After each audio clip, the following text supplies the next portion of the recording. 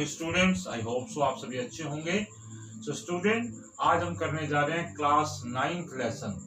The lesson name is a truly beautiful mind. This lesson is about a famous scientist Albert Einstein.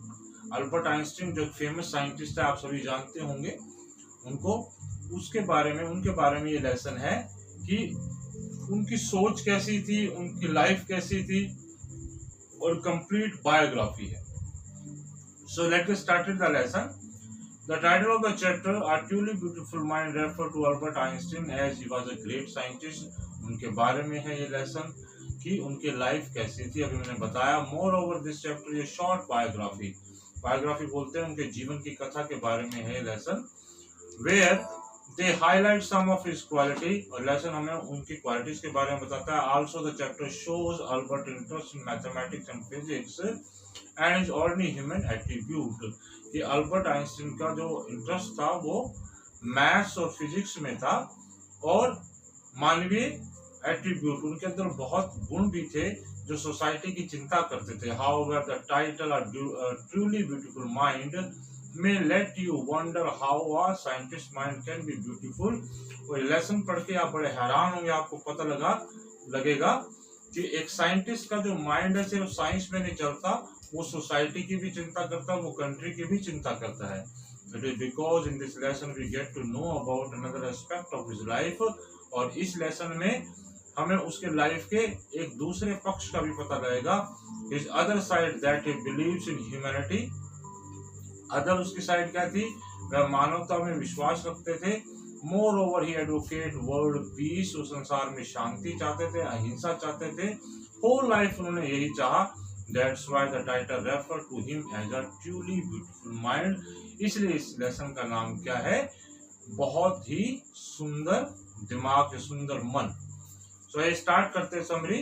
In 14th March 1879, Albert Einstein was born in the German city of Ulm।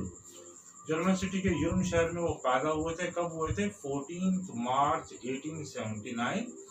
Until the age of 2.5 years, 2.5 साल तक he could not speak, वह बोल नहीं पाता था। And when he began speaking, then he spoke every word twice। और जब उसने बोलना शुरू किया तो हर वर्ड को 2-2 बार बोलता था। In childhood, his playmate considered him to be boring। और जो उसके दोस्त थे उसको काफी बोरिंग समझते थे। His mother also thought that he was crazy। और उसकी मदर भी ये सोचती थी कि यह बच्चा सनकी है। Because of the abnormal large size of his head, क्योंकि अल्बर्ट आइंस्टाइन का सिर बहुत बड़ा था। The headmaster of his school regards him as stupid। और जो स्कूल के हेडमास्टर थे उन्हें स्टूपिड, मूर्ख समझते थे। एंड गुड फॉर नथिंग, वो किसी भी प्रकार से गुड नहीं था। But then he proved all of them wrong. और उसने सभी को गलत साबित कर दिया। When he was 6 on his mother insistence, जब वो 6 साल का था अपनी माँ के कहने पर, he learn to play the violin. और उसने वायलिन बजाना सीखा। And became a skillful violinist. और क्या बन गया? एक बहुत बढ़िया वायलिन बजाने वाला। His family shifted to Munich when he was 15। जब वह 15 साल का था तो उसकी फैमिली म्यूनिक में शिफ्ट हो गई। But there he feels uncomfortable. वहां पर उसे अनकंफर्टेबल यानी कि वो अपने आप को अच्छा नहीं महसूस कर रहा था। With the strict discipline of the school, so he left it. क्योंकि उसने स्कूल छोड़ दिया था, क्योंकि स्कूल में बहुत ज्यादा हार्ड डिसिप्लिन था। बच्चों को पसंद नहीं होगा डिसिप्लिन, इधर चलो, लाइन में चलो। सो उन्होंने स्कूल छोड़ दिया था।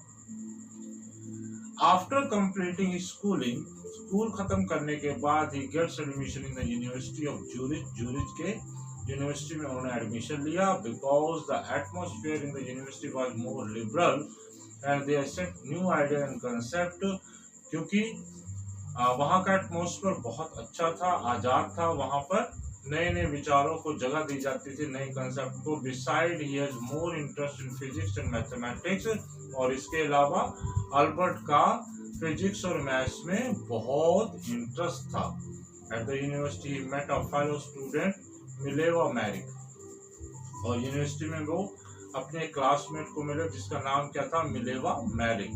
She was equally clever and intelligent. वह लड़की भी बहुत क्लेवर और इंटेलिजेंट थी। आफ्टरवर्ड, बाद में दे मैरिड, उनकी शादी हुई। And had 2 sons, but unluckily their marriage did not last। 2 बच्चे भी हुए, बट दुर्भाग्य से ये शादी ज्यादा समय तक नहीं चली। दे स्प्लिट इन 1990 और 1919 में अल्बर्ट का मिलेवा के साथ डाइवोर्स हो गया। Subsequently after finishing his education, अपनी एजुकेशन खत्म होने के बाद Albert work as a technical expert in the patent office at Bern. Bern के एक पेटेंट ऑफिस में अल्बर्ट की नौकरी भी लग गई, किसकी? टेक्निकल एक्सपर्ट की।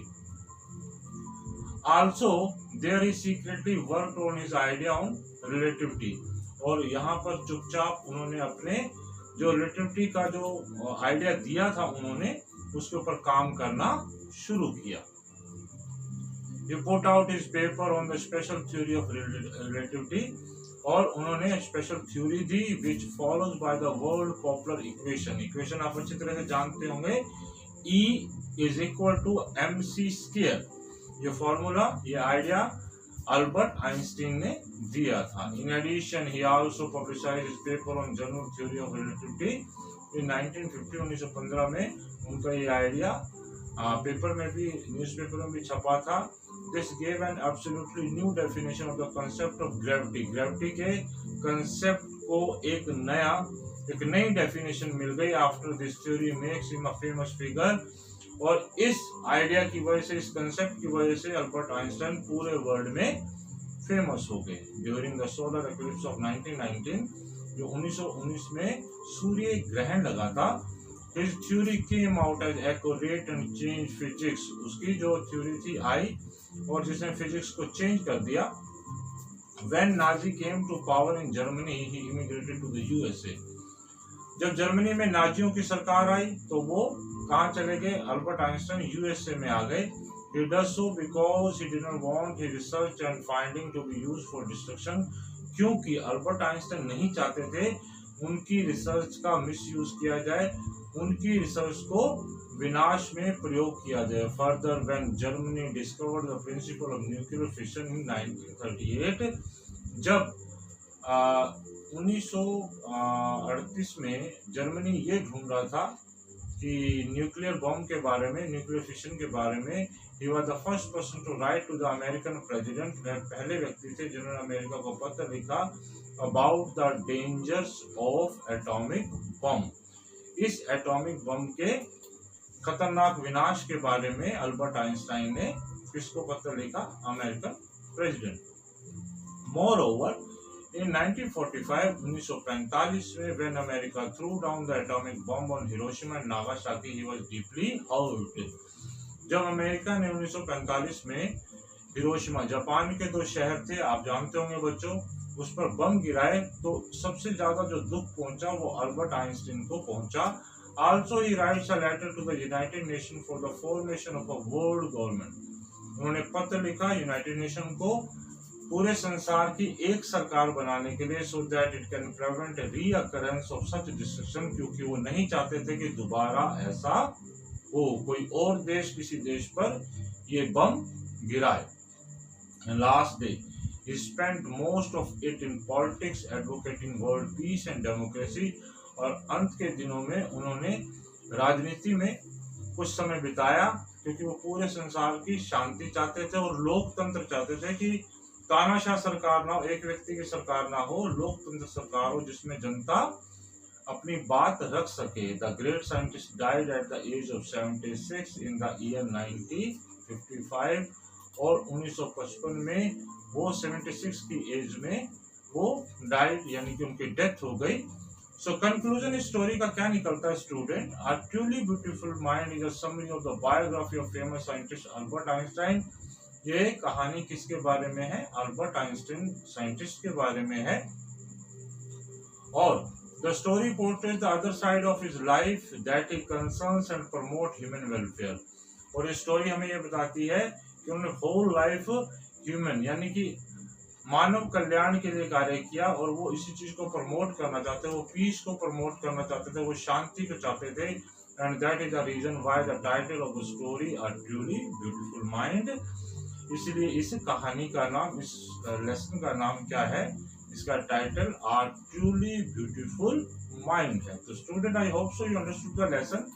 स्टार्ट में ये बताया है कि अल्बर्ट आइंस्टाइन की शुरू की लाइफ कैसी थी। जब वो पैदा हुए बोल नहीं पाते थे, 2.5 साल की उम्र में जब उन्होंने बोलना शुरू किया तो हर वर्ड को वो 2 बार बोलते थे, इस करके।